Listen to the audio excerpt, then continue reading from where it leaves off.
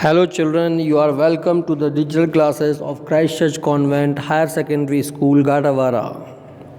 I am Amit Toshniwal, your economics teacher. This video is for class 11th. Subject is economics. Chapter number 3, Organization of Data, part 2. In this video, we shall study about the statistical series and its type. What is the meaning of series? Let us understand first. Series क्या होती है? Series in simple language you can say झालर. What? किसी चीज़ को systematically arrange कर देना series है. फूल, उनको एक धागे में पिरो दिया, माला बन गई, सीरीज हो गई. बल्ब, उनको एक पट्टे में बिजली के तार के साथ जमा दिया, लाल पीले नीले हरे नारंगी बिरंगे, तो सीरीज बन गई एक. तो series means to organise and put the objects and here datas systematically in a sequence or in an order. So it is called statistical series. Why we do so? क्यों करेंगे ऐसा, क्यों लिखेंगे भैया? इसलिए because we have to draw some conclusions. We need to find out some results out of the given data. Okay. So now you see the meaning and definition of statistical series. It refers to things and attributes which are arranged in some logical or systematic order. So when two variable quantities can be arranged side by side so that measurable difference is the one correspondent with the measurable difference in the other, and what we get is called a series. So it can be defined as things or attributes of things which are arranged according to some logical order. There must be some logic. What are those logics? तो वही logic जो हैं उन्हीं को हम बोलते हैं types of statistical series.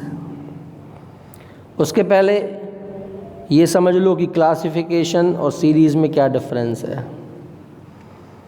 Classification का मतलब होता है डिवीजन ऑफ डेटा और सीरीज का मतलब होता है अरेंजमेंट ऑफ डेटा. सिंपल है ना. तुम्हारे पास फूल हैं, सब मिक्स हैं, मोगरा, गेंदा, चमेली, गुलाब. तुमने उनको छांट कर रख दिए, अलग अलग ढेर बना दिया, उनका अलग अलग हीप्स तैयार कर दी. तो ये हो गया क्लासिफिकेशन.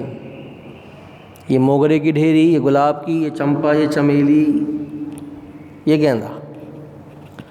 अब उन फूलों से तुमने गुलदस्ता बनाया,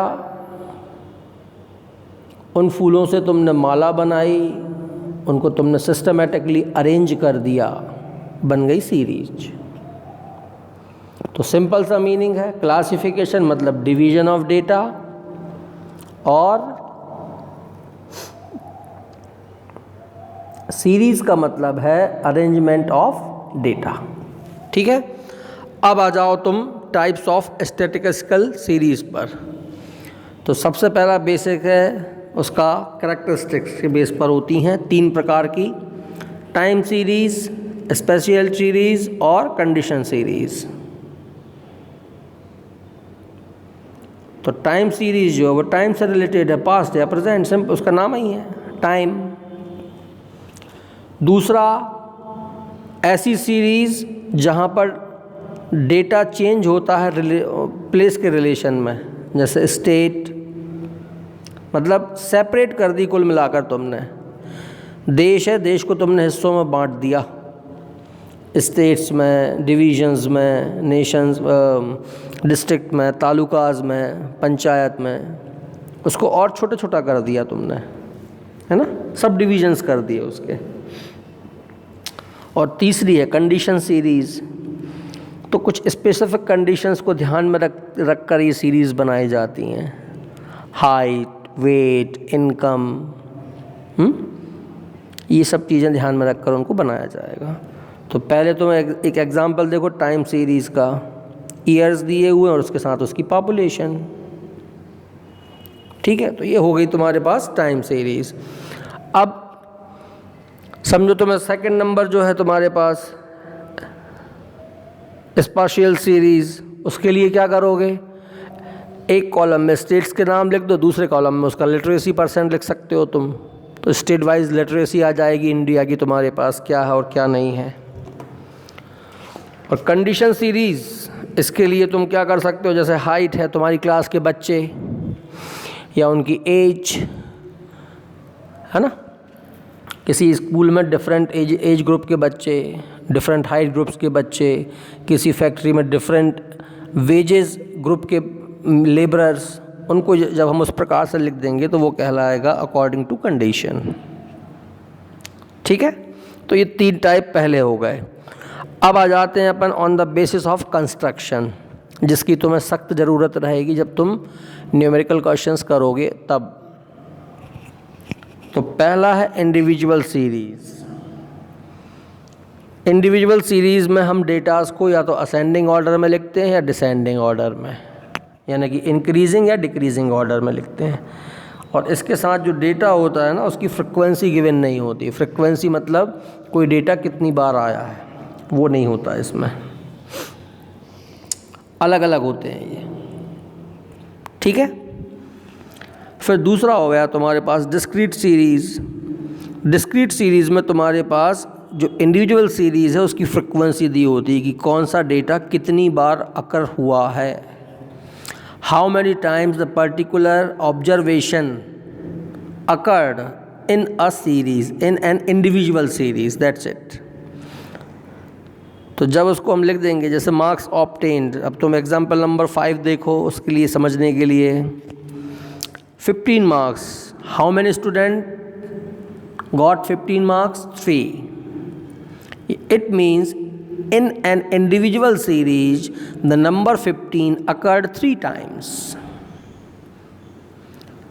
17 marks 8 times, and 8 student got 17 marks.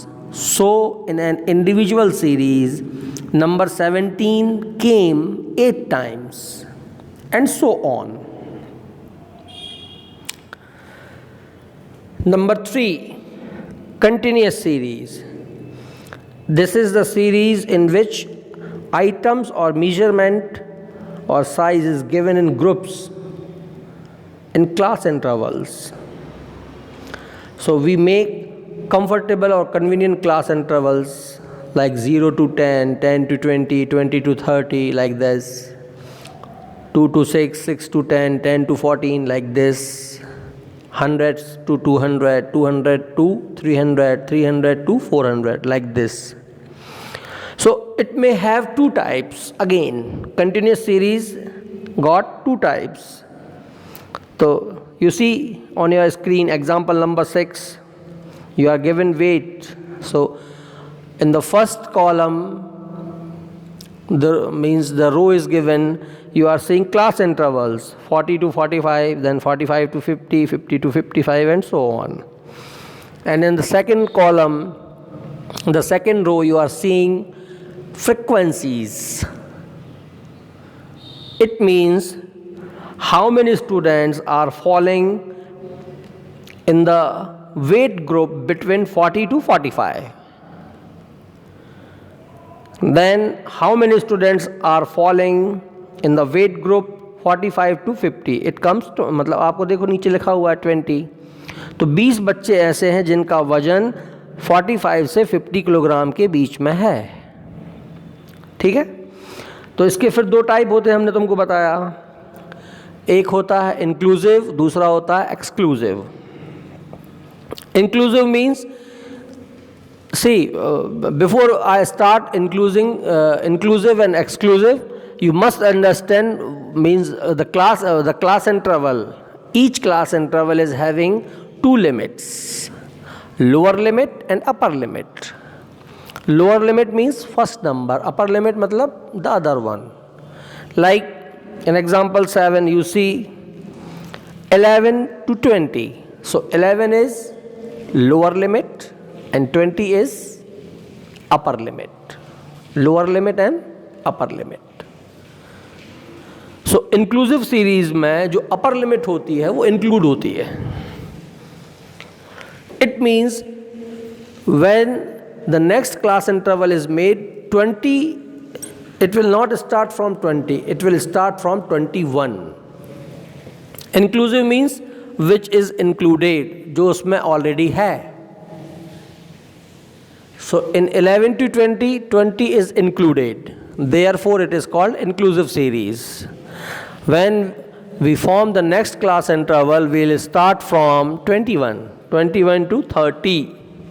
So in this 30 is included, therefore the next class interval will start from 31. Okay? And exclusive. In exclusive series, upper limit is not included in the first class interval, and it is included in the second class interval and becomes the lower limit of second one, or you can say the successive one. ऐसा हमेशा आगे तक चलता रहेगा, जैसे 10 to 20. So what is your next class interval here? 20 to 30. So it means in first class interval 20 is not included. We will see marks from 10 to 19, not 20, because it is excluded. Excluded matlab which is left, which is not included is called exclude. उसको छोड़ दिया गया है. So it becomes the lower limit of the second class interval and starts from 20 to 30. It means 20 is added here, but 30 is left out. The next is 30 to 40. So here 30 is included, but 40 is not included. So which is not included is called excluded. Therefore, this type of series is called exclusive continuous series. If you are given an inclusive series and you have to convert it into exclusive series, then what is the procedure? So the first thing is you will have to find out the difference between upper limit of each class interval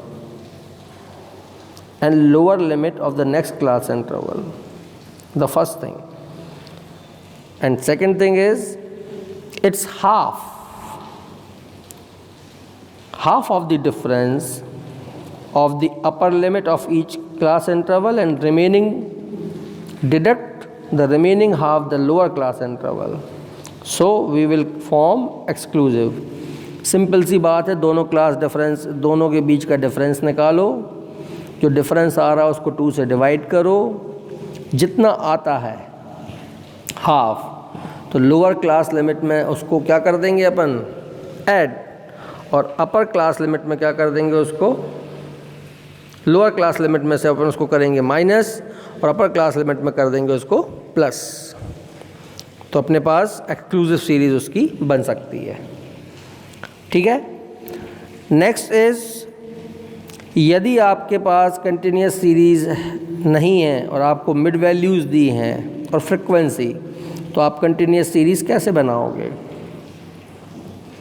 तो सबसे पहला काम होगा कि जो शुरू के 2 mid values उनका डिफरेंस निकालो और उनको 2 से डिवाइड कर दो डिफरेंस को. ठीक है. तो डिफरेंस का जो हाफ है उसको पहली मिड वैल्यू से माइनस कर दो और दूसरी वाली में क्या कर दोगे उसको प्लस, तो तुम्हारे पास बन जाएगी क्लास इंटरवल। ठीक है, जैसे अब तुम देखो एग्जाम्पल 10 तुमको दिया हुआ है, मिड वैल्यूज़ और फ्रिक्वेंसीज दी गई हैं तुम्हारे पास, तो क्या करोगे, फर्स्ट टू मिड वैल्यू कौन कौन सी हैं, 10 एंड 20, इनका डिफरेंस निकाल लो। 10 और 20 का डिफरेंस कितना हुआ, 10, तो 10 को डिवाइड कर दो 2 से, यानी उसका आधा कर दो, कितना आ गया 5। तो पहले 5 उसमें से तुम माइनस कर दो 10 में से, 10 में से 5 गया, कितना बचा 5, और फिर 10 में ही 5 प्लस कर दो तो कितना हो गया 15। तो पहला क्लास इंटरवल बन जाएगा 5 to 15। अब ऐसे तुम दूसरे वाले में करो, 20 इज़ गिवन, तो 5 माइनस कर दो तो बचा 15, और फिर 5 प्लस कर दो तो हो गया 25। तो नेक्स्ट हो गया 15 to 25। So like that you can find out the class intervals. Okay, so you have to solve example number 10 and 9 in your fair copy, and in the very next video we shall discuss about the cumulative frequency series. Okay, thank you.